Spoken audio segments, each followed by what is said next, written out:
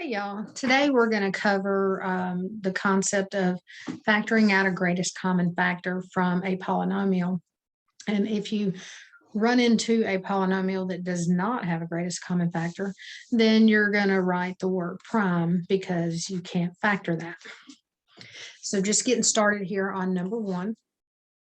When I look at the numbers I've got, or the terms in this polynomial, I've got 16 times p to the fourth. And then the other term is 4p cubed. And so what I want to do is I want to determine what is my greatest common factor between those two terms. And a greatest common factor can be a number, and it can also be a variable. And so I know that some folks can just look at 16 and 4 and know what the greatest common factor is, but I am going to go through some of these where there's a process that you can go through to find that greatest common factor if you can't just see it. And so I'm going to use upside down division here. Looking at the number 16, I want to divide by the smallest prime number that this number is divisible by.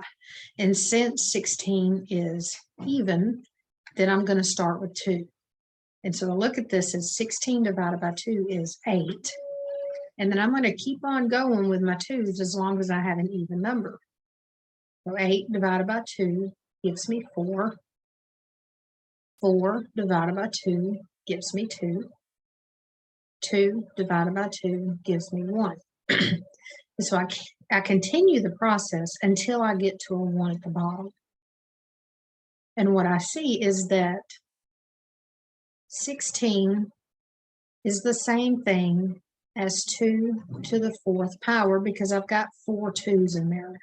I've got 4 factors of 2. Then I'll look at the number 4, doing my upside down division. 4 divided by 2 is 2.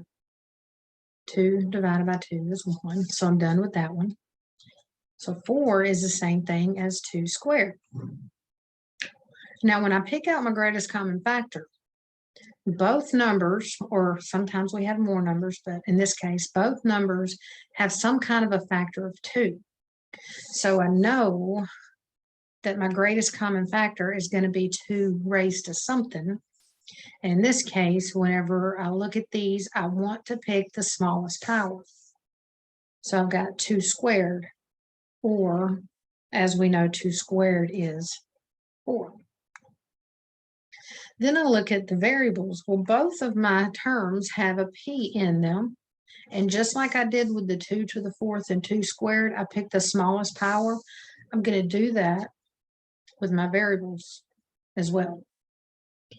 So I have identified that 4p cubed is my greatest common factor between these two terms. So when we factor that greatest common factor out, we're going to bring it out in the front of a set of parentheses. And what I'm going to put inside the parentheses is what's left when I take that 4p cubed out of each one of these terms. And what I'm doing is I am dividing each one of these terms by 4p cubed. So when I look at this, 16 divided by 4 is 4. And then p to the 4th divided by p cubed. If you remember from your properties of exponents, when the bases are the same, we subtract our exponents. We do the top minus the bottom. So this is the same thing as p raised to the 4 minus 3, which is p to the 1st power, but we don't put the 1. Then I bring my plus over. And then 4p cubed divided by 4p cubed. Anything divided by itself is 1. And so that is this first one factored, where we factored out the greatest common factor. Okay, running over here to number 2. I'm looking at 9x plus 36, and I want to identify what is my greatest common factor here. So we know 9 is just 1 times 9. 36, we also know it's 4 times 9. So in this case, our greatest common factor, just looking at the numbers, is 9. And then I go, okay, well, this one has a variable of x, but this one doesn't have a variable. So in my greatest common factor, I'm just going to have the number. And so that's what I want to pull out of each one of those terms is I'm going to pull a 9 out, and then I'm going to write down what's left. So I'm dividing both of those terms by 9.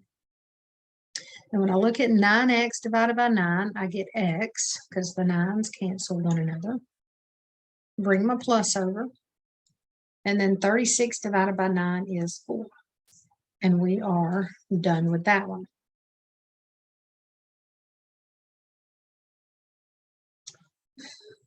Moving along to number 5. This one is a very interesting case. Now, when we're factoring our polynomials, just in general, we want to make sure that our polynomial is in highest power order. Meaning, when I look at my variables, I've got powers on them, and I want my biggest power to come first. And so this one is in highest power order. But when factoring, I don't want to lead off with a negative. So when I look for my greatest common factor, I'm going to factor a negative out with it. That way, whatever I have left inside my parentheses, as you can see in the case of number 1 and number 2, within my parentheses, my first term is positive, and that's what I want to have happen. And so looking at 6r to the 5th and 6r to the 4th, my greatest common factor is going to be 6r to the 4th, but I want to take that negative out with it. So that's what I'm going to put out front. And then within my parentheses, I got to put what's left. So looking here, I'm taking a 6r to the 4th out of each one of these terms. And right here, a negative divided by negative, that's positive. 6 divided by 6, that turns into 1. R to the 5th divided by r to the 4th is just r to the 1st power. And then over here, I'm not just going to carry that negative over like I did up here with these first 2 examples, because I've got a negative divided by a negative. And the result of that is going to be positive. Then again, 6 divided by 6 is 1. R to the 4th divided by r to the 4th is 1. That's not 0. Just because they all cancel doesn't make them 0. Anything divided by itself is 1. But when I'm doing that cancellation, I can break this up as 6 over 6 times r to the 4th over r to the 4th. And I'm just going to change this up just a hair, just so that it's not completely obvious that anything divided by itself is 1. 6 divided by 6 is 1. And then here, r to the 5th divided by r to the 4th, that one turns into just r. But you can see that when you're canceling, they're not going away. They're not turning to 0. It turns to 1. And so the result over here, when we get this factored, and we factored out our negative greatest common factor, that the signs inside the parentheses in this case both went positive because they were both negative over here. Now I do want to kind of do a number 5-ish, just so we can see that a little bit, a different scenario. If I had negative 6r to the 5th plus 6r to the 4th, and I wanted to factor out my greatest common factor. In this case, again, I don't want to lead off with a negative on my highest powered term. So my greatest common factor is still going to be negative 6r to the 4th. So when I pull that negative 6r to the 4th out of there, I'm dividing each one of these terms by negative 6r to the 4th. This first term, negative divided by negative, goes positive. 6 divided by 6 is 1, and then r to the 5th divided by r to the 4th, that's r to the 5 minus 4, turns into just a positive r. And then looking at this next term, positive divided by negative goes negative now. And then 6 divided by 6 is 1, r to the 4th divided by r to the 4th is 1. So I hope that you can see the difference in these two examples when we're dealing with a negative greatest common factor. Thought I could, okay. Let's see. Let's move to another example here. Let's just go with number 6. Looking at 63 and 35 and picking out our greatest common factor and then factoring it out. 63 and 35 might be a little bit bigger numbers than we're used to working with. And if you're solid with finding your greatest common factor, that's great. But I am going to go through the process of the upside down division. So I've got 63 and I've got 35. 63, the smallest prime that it's divisible by is 3. And when I do 63 divided by 3, I get 21. 21 divided by 3 is 7. 7 divided by 7 is 1. I'm done with that one.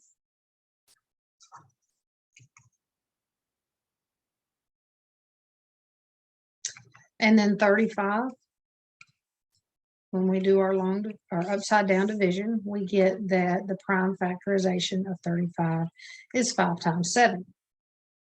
And when we're picking out our greatest common factor, both numbers have to have that factor represented. And in this case, it's just 7. And then I look at x to the 12th, x to the 6th. I pick the smallest power. So that is my greatest common factor between those two terms. And so factoring that out, I bring it out front, and then I'm going to put down what's left inside those parentheses.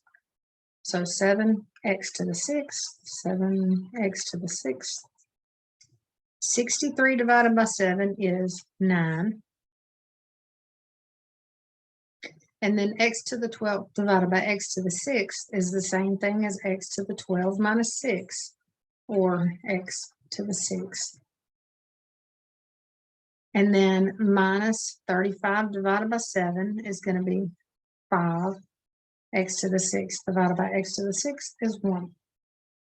So I hope this helps you with finding the greatest common factor, as well as factoring out the greatest common factor. Y'all take care.